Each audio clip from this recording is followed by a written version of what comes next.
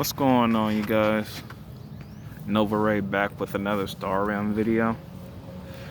And today, despite the quarantine pandemic, today I'm out here in beautiful Berkeley, California at one of my favorite parks of all time.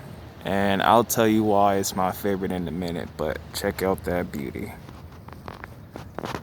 That is a lovely day out here today. And today, what's today?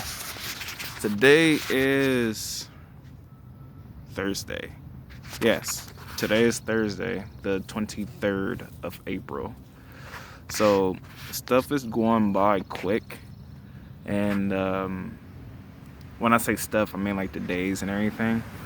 And it's kind of crazy because I didn't expect April to go by this quick, but it's going by fast. So this is kind of like, I'm at a point where I'm like, all right, I'm making a lot of crucial decisions for myself because I'm getting closer to being 30. All right.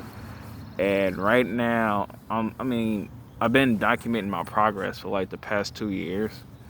And so basically right now I'm at a point where I'm just like, okay, well, it is time to make bigger and better moves for myself. So, as far as like making YouTube videos, I was thinking, okay, along the lines, while I'm getting myself situated, what type of videos can I be doing? So, basically,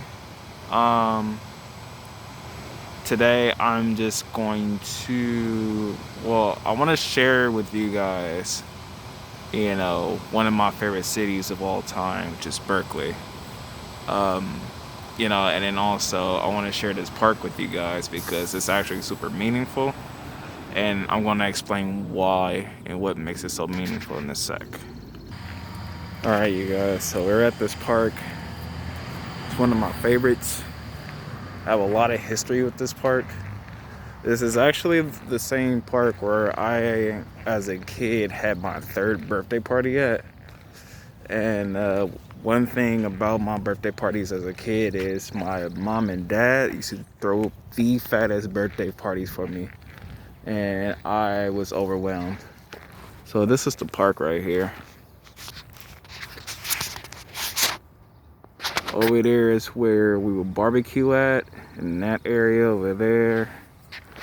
And then I want to say that's the play area, of course. But I haven't been to this park in heck of long. It's been a long while. And I don't know, man. Like, what if I had kids and then we ended up having a birthday party here too? Kind of would be dope. Yeah, this is that park, and that's kind of the reason why I said, that this park is kind of like significant to me, and it means a lot to me, because, when I was a kid, I remember one time during the birthday parties, my grandpa, he actually told me, he said this himself. He was like, "Yeah, I actually built this park for you," and I actually believed him. I actually believe he built this park just for me because he was a very handy dude. And, being an engineer in the Army will do that to you. But anyway, I love this park a lot. It's called Cedar Rose Park in Berkeley. A lot of people like to jog over here and stuff like that. And it's a lot of cool stuff. Cool scenes. It's kind of chill, actually. I love it. But every time I come to this park, I actually think about one specific singer. I don't know if you guys ever heard of her, but her name is Enya. And I don't know, like, these Berkeley vibes in general, it kind of like put that type of essence, or I get that kind of feel where it's like, all right, it's as genuine as that Pure Mood CD. But yeah, this is, ooh, look at that. I think that's a raven. Anyway, but I'm a nature dude, so that what I realized is part of my channel too is gonna be me out and about filming a lot of nature. what I usually like to do, since like, part of my career, I realized what I want to do is want to get into freelance illustration. So, one thing I like to do as an illustrator is I like to go outside, especially in Berkeley near Cal Berkeley, whatnot, and just sketch certain scenes, because that's how you mature and develop your sense of realism for your work. Not only that, the more you practice doing that, the more you can just start to naturally like do things from your head. And that's kind of like the beauty of Cairo, that not a lot of people, really notice, is that he starts to look over time, because studying like the human body and how it moves and everything like that, you can apply those elements to even cartoon characters. And so I applied those elements based off of studying the human body, male and female, into like my actual characters, which brings them to life. And that's the beauty of it to me, which makes me want to spend more time in nature. I think as an illustrator, especially an illustrator from Berkeley, it's just like in my instinct to spend more time in nature. Shoot, sometimes I even like sit down and meditate in it. But, just kind of clear my mind, clear my thoughts, and focus on what I'm trying to capture. Because ultimately, in the end, all I'm trying to capture is that genuine beauty that I see. And I'm super into like fantasy art, like medieval folklore, Knights of the Round Table, all that. So yeah, man, I gravitate towards, if you read the about section for my YouTube channel, you'll see that that's actually what I put, is that most of my inspiration actually comes from nature. So, to sit down, that's the kind of stuff that even Bob Ross was talking about. Bob Ross will say it all the time, like when you're just out there, you see like the beautiful naturalness. But it's something about sitting down and actually like spending time, like 20-30 minutes, maybe an hour, to just capture the detail of what that organic thing that exists in the distance is bringing towards you. It's like a different type of insight that you just gain. And like I said, once you gain that insight, it's kind of like you communicating with nature in itself. That's the true beauty of it. That's kind of why I'm making this channel, dude, because like, it's one thing to just do it and then draw a picture and be like, hey, look, I'm a professional. But like, I actually want to document like what makes this thing significant, because I feel like a lot of people who don't take the time out for themselves to actually do it, they miss that element. And then, we on our devices all the time, always on social media and stuff like that. And what I realized, because I was actually against it. Like, I didn't want to make a YouTube channel. But, like that takes away from the natural beauty that we're actually supposed to be observing. Nothing wrong with co-living with the devices that we have today, but we actually miss out on the natural beauty that exists in nature that we're supposed to be appreciating. And this is kind of why C.S. Lewis is one of my favorite authors of all time, because he says it best when he says that as creative thinkers and creative people, we in tune with nature in a way that we were meant to as human beings, to kind of coexist with nature, kind of like being a gardener, and then I guess that's why I like being outside too. But yeah, the garden of your mind, that's even something Mr. Rogers used to say. But that's the beauty of it. Like, I'm sharing that with you guys right now. I think it's pretty dope.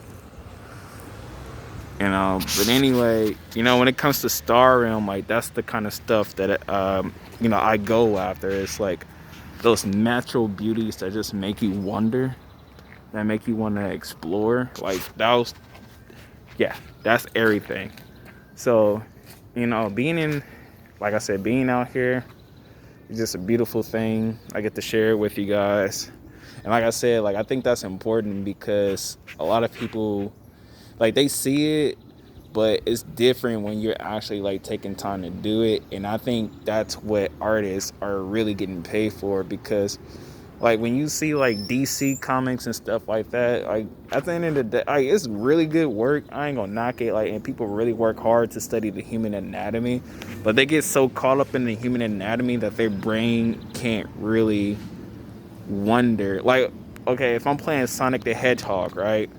When I was a kid, I used to play Sonic the Hedgehog. Okay, you got Tails and Sonic, they're in the foreground, but the background is so pretty with the water, and it was 16-bit, 16-bit on Sega.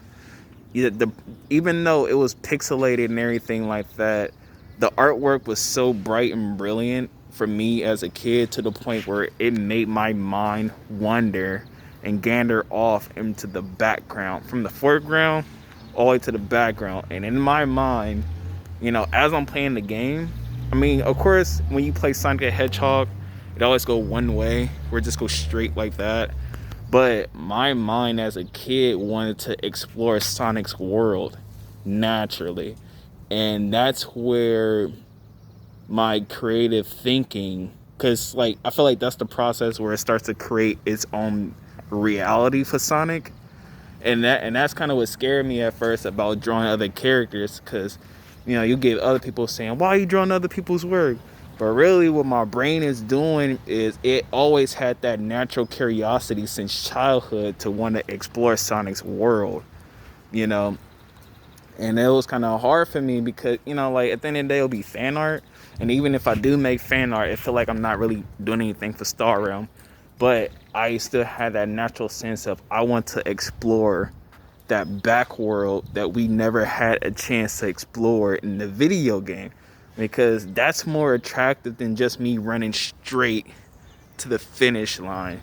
I mean, of course it's fun, you get it done hella quick, whatever, but Sonic has a whole entire world, and I'm pretty sure Sonic has some type of history and relationship with that world.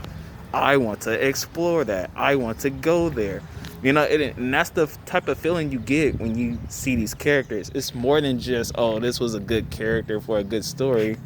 It's, oh, I wish that character, if that character is real, then that world that character exists in is real too.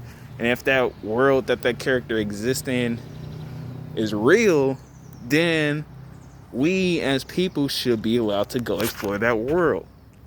Lo and behold, Disneyland, Fairyland. These are opportunities for people to escape into an alternative reality that allows them to see the unseen or think the unthinkable. Because once you explore these different worlds that exist within us, we are escaping into a natural beauty that we as people has kind of forgotten about. And what I like about that, and even what C.S. Lewis is getting at when he made Narnia, and J.R. Tolkien made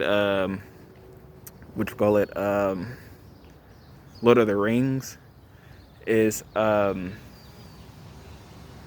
in Christianity, for those of you who are Christian like me,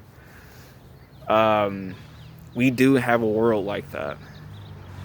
If we did have a world like that. Like on Earth, we had a world like that, and for us, that world was the Garden of Eden. You feel me? We exist in the world where we had everything and everything was perfect. But we ended up getting kicked out because we were disobedient. So now we're going through this trial and tribulation. But at the same time, though, there's a part of us as human beings that has not forgotten that lost place of where we came from. I don't think we was, I don't know, I have to read the Bible, but correct me if I'm wrong, you can leave it in the comment section, but I believe, what I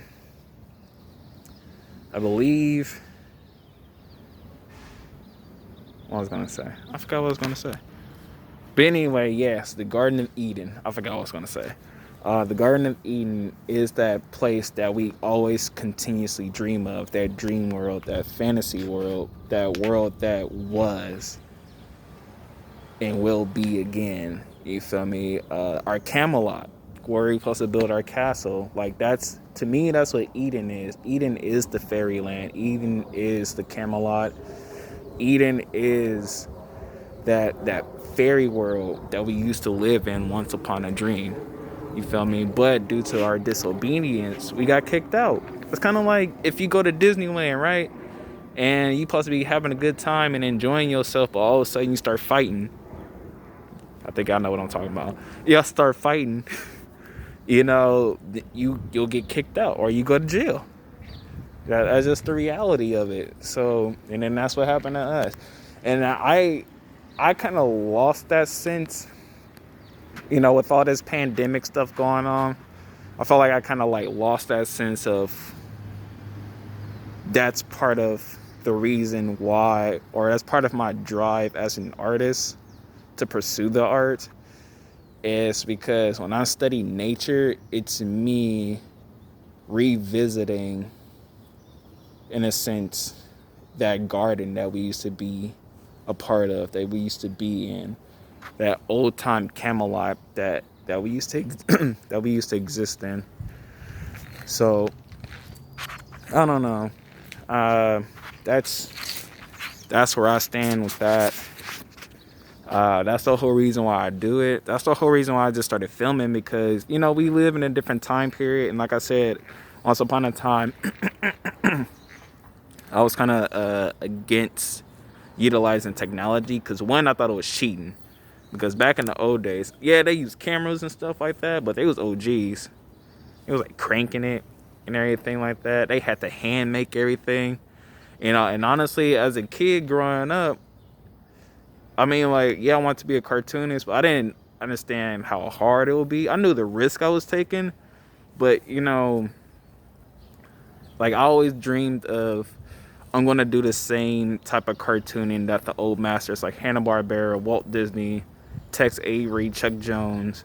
I want to do the same type of animation that those guys were going to do. But never in my mind, until I got to art school, has it ever clicked that, oh, yeah, we could do so much more. You know, like, because we're going to have advanced technology, and that technology is going to push our art even further. Like, I wasn't even thinking about it like that. That no way was that on my mind in any way possible, you feel me?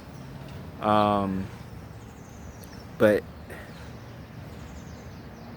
at the end of the day, it's just something to revisit, because, like I said, if you lose sight of what makes your work significant, then, you know, it's kind of like in Kingdom Hearts when you lose your heart to darkness, you know. And it's kind of like what Mickey was saying in Kingdom Hearts, you know, even in the darkest darks, you know, when it gets super dark, there's always a light.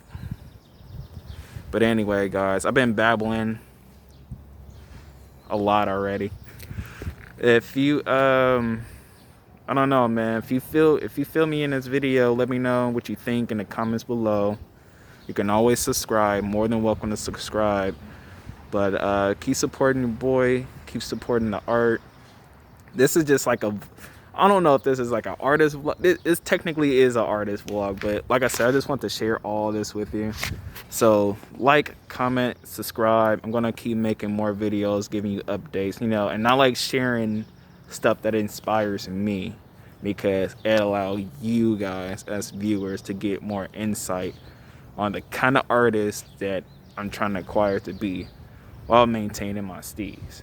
So like, comment, subscribe, ding the bell, because the bell must be dinged. Keep beaming. This is Nopa Ray, and I'll see you guys in the next video.